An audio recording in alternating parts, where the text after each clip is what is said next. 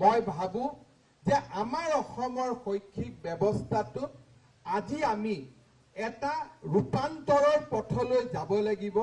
যদি আমি ৰূপান্তৰৰ পথলৈ নাযাওঁ তেতিয়াহ'লে আমি কৰ্ণাটক, অন্ধ্ৰপ্ৰদেশ বা আন যিবিলাক ইউনিভাৰ্চিটিত এই কথাবিলাক আলোচনা হৈছে, যিবিলাক সমাজত এই কথাবিলাক আলোচনা হৈছে, সেইবিলাক সমাজৰ পৰা আমি বহুত বেছি পিছুৱাই থাকিব লাগিব। আজি আমাৰ অসমত ডিব্ৰুগড়ৰ কানৈ কলেজত আমাৰ কানৈ কলেজখন এখন যথেষ্ট আগবঢ়া কলেজ। আমি ইয়াতে অন্তত 3D প্ৰিণ্টিং কি, অগমেন্টেড ৰিয়েলিটি কি, ইণ্টাৰনেট অফ থিংছ কি, তাৰ ওপৰত আমি একোখনকৈ আলোচনা অন্তত কৰিব পাৰোঁ নে নাই। Whether we can have a beginning. আজি আমাৰ প্ৰশ্নটো হৈছে যে আমাৰ অসমৰ গোটেই শিক্ষানুষ্ঠানসমূহত অসমৰ বৌদ্ধিক জীৱনৰ একেবাৰে ক্ৰীম মানুহখিনি সোমাই আছে। কিন্তু আমাৰ অসমৰ যিটো স্বভাৱ যে আমি যি পাইছোঁ তাকে লৈ আমি সন্তুষ্ট, এই যিটো আমাৰ জীৱন যাত্ৰাৰ আমাৰ যিটো প্ৰণালী, সেই জীৱন যাত্ৰাৰ প্ৰণালীটোৱে আমাৰ ৰাজ্যখনক বহু দূৰলৈ ঠেলি দিছে। আজি আমাৰ অসমৰ প্ৰত্যেকখন চাহ বাগিচাত আজি আমি সংকটৰ মাজত আছো, কিন্তু প্ৰত্যেকখন চাহ বাগিচাত আজি কাৰ্বন ক্ৰেডিট হ'ব পাৰে। কিন্তু আমি আমাৰ বাগিচাৰ মালিকসকলে কেঁচা পাতৰ মূল্য কিমান, আমি কিমান টকা আমাৰ মজদুৰক দিলো, ইমান কথাখিনিতে আমি আলোচনা কৰি থাকো। কিন্তু দেশ বিদেশৰ পৰা যে আজি আমি অসমত কাৰ্বন ক্ৰেডিট ল'ব পাৰো, প্ৰত্যেকজন বাগিচাৰ শ্ৰমিকৰ একাউণ্টত যে কাৰ্বন ক্ৰেডিটৰ পইচা সোমাব পাৰো, সেই বিষয়ে আজি আমি আলোচনা নকৰো। আমাৰ সমাজখনক যদি আমি চাব যাওঁ, আমেৰিকা ইংলেণ্ডৰ কথা বেলেগ, ভাৰতৰ প্ৰযুক্তিগতভাৱে আগবঢ়া ৰাজ্যসমূহৰ লগত আজিও আমি বহু দূৰ পিছুৱাই আছো। আৰু এই গেপবিলাক আমি ক'ত পূৰণ কৰিব পাৰিম?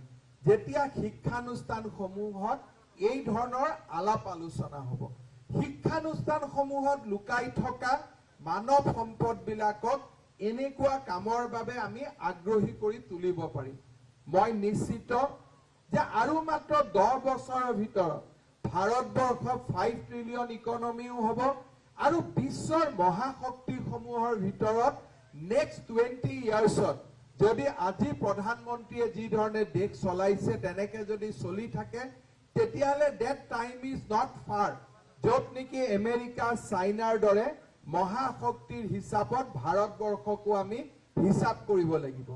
মোৰ সমস্যাটো হ'ল যে ভাৰতবৰ্ষৰ যিটো গতি, সেই গতিলৈ আমি সকলো সন্তুষ্ট, কিন্তু অসমৰ গতিলৈ আমি কিমান সন্তুষ্ট? এতিয়াও আমি চিন্তা কৰি থাকো যে লভিতা নাটকখন কেনেকেনো বনালে, তাতনো কি সংলাপ ভুল হ'ল।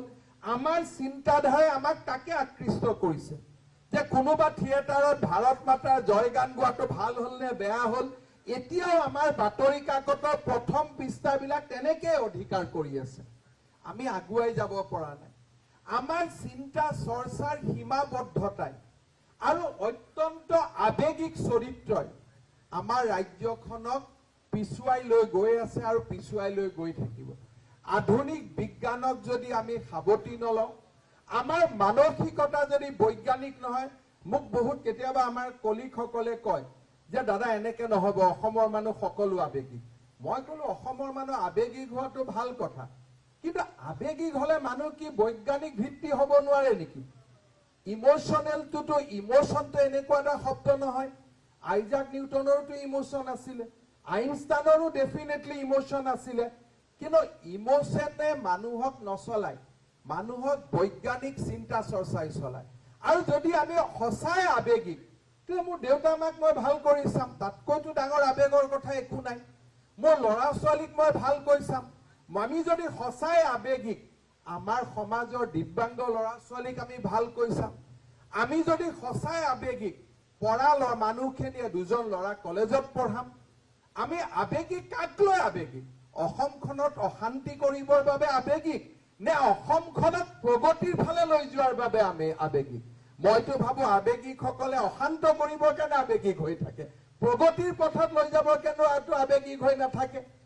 আজি আমাৰ আজি আমাৰ চিন্তা চৰ্চা ৰাজ্যখনৰ চিন্তা চৰ্চাৰ ভেটিটো বৈজ্ঞানিক হ'ব লাগিব, মনটো আবেগিক হ'ব লাগিব। সেইবাবে মই কওঁ আমি যদি সঁচাই আবেগিক তেতিয়াহ'লে আমাৰ শিক্ষানুষ্ঠানখন আমি সেউজীয়া কৰি ৰাখিম। আমি যদি সঁচাই আবেগিক আমি প্লাষ্টিকৰ ব্যৱহাৰ নকৰোঁ। আমি যদি সঁচাই আবেগিক মোৰ দেউতা মাক কেতিয়াও মই কষ্টত থাকিব নিদিওঁ। আমি যদি সঁচাই আবেগিক তেতিয়াহ'লে বয়োজ্যেষ্ঠ লোকক যদি বাছখনত দেখিলোঁ আমি চকীখন এৰি দিম। যদি আমি সঁচাই আবেগিক তেতিয়াহ'লে দুখীয়া মানুহৰ প্ৰতি আমাৰ অন্তৰে কান্দিব। আবেগিকৰ মিনিংটো কি? মই যেনেকৈ আবেগিকৰ ডেফিনেশ্যন পঢ়িছোঁ সেই আবেগিকটোৱে আন্দোলন সৃষ্টি কৰিব, তাকতো আবেগিক বুলি নকয়। তেওঁলোকক মোৰ সহজ সৰল ভাষাত এনাৰ্কিষ্ট বুলি কোৱা হয়। যদি আমি একজেক্টলি পলিটিকেল সায়েন্সৰ ডেফিনেশ্যনটো আমি বিচাৰিব খোজো। ইমোশনেল আৰু এনাৰ্কিজিমৰ মাজত ভাষ্ট ডিফাৰেন্স এক্সিষ্ট কৰে। ইমোশনেল বেলেগ কোৱা হয় আৰু এনাৰ্কিজিম বেলেগ বুলি কোৱা হয়। সেইকাৰণে মই মোক যেতিয়া কয় দাদা বহুত আবেগিক এনেকে নকব, মই দুটা শব্দ মই অলপ বেছিকৈ কৈ দিওঁ, যি হ'ব হ'ব পিছত দেখা যাব। কাৰণ এইটো আবেগিকক আমি প্ৰশ্ৰয় দিব নোৱাৰো। যি আবেগিকে আমাক কৰ্ণাটকতকৈ পিছুৱাই ৰাখিব, যিটো আবেগে আমাক পাঞ্জাবতকৈ পিছুৱাই ৰাখিব, যিটো আবেগে আমাক মহাৰাষ্ট্ৰতকৈ পিছুৱাই ৰাখিব, সেইটো আমাক আবেগ নালাগে। যিটো আবেগে আমাক কৰ্ণাটকতকৈ আগুৱাই ৰাখিব, যিটো আবেগে আমাক মহাৰাষ্ট্ৰতকৈ আগুৱাই ৰাখিব, সেই আবেগিকটোহে আমাক লাগে। আবেগিকৰো প্ৰকৃত মিনিং আমাক লাগিব। আৰু সেইবাবে মই এই শিক্ষানুষ্ঠানত থিয় হৈ মই সকলোকে আহ্বান জনাম যে আমি অসমখনক কেনেকৈ ক্ৰীড়া, সংস্কৃতি, বিদ্যা সকলোৰে দিশত আমি আগুৱাই লৈ যাব পাৰো। আমি কেনেকে একোটা বৈজ্ঞানিক মনৰ আমি অধিকাৰী হ'ব পাৰো আৰু আমাৰ শিক্ষানুষ্ঠানসমূহক আমি কেনেকৈ একোটা জ্ঞানৰ মন্দিৰলৈ ৰূপান্তৰ কৰিব পাৰো তাৰ বিষয়ে আমাৰ চিন্তা চৰ্চা কৰাৰ প্ৰয়োজনীয়তা আছে আৰু তেনেকে আমি আগুৱাই লৈ যাব লাগিব। মই ছাত্ৰ ছাত্ৰীসকলক অনুৰোধ কৰিম যে আমাৰ ৰাজ্যখনত আমাৰ যুৱ প্ৰতিভা যিবিলাক আছো আমি কোনো গুণে কাৰোতকৈ কম নহয়। খালি আমাৰ চিন্তাধাৰাত প্ৰতিযোগিতামূলক যিটো চিন্তা তাক আনিব লাগিব।